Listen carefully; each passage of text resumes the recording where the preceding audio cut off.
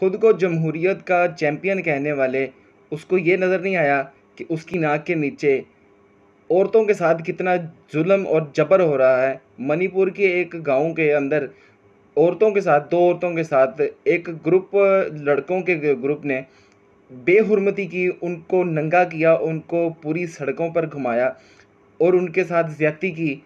नंगा करके उनको जो है भगाते रहे, उनके जो प्राइवेट पार्ट्स हैं उनके ऊपर हाथ फेरते रहे।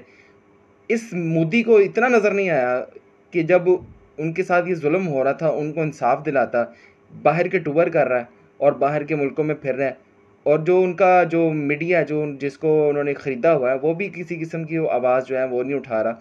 औरतों के साथ जो जुल्म और बर्बरियत की जो इंतहा हुई हुई है इंडिया के अंदर, और जो मीडिया है वो ऐसे चुप है जैसे चुप रहने का हक होता है, जैसे पाकिस्तान के अंदर जिस तरह मीडिया चुप है जुल्म के ख़िलाफ़, और उसी तरह जो मणिपुर के लोगों को ये हरास किया गया है और वहाँ पे जो कम्युनिटी है वो क्रिश्चियन कम्युनिटी है ज़्यादातर।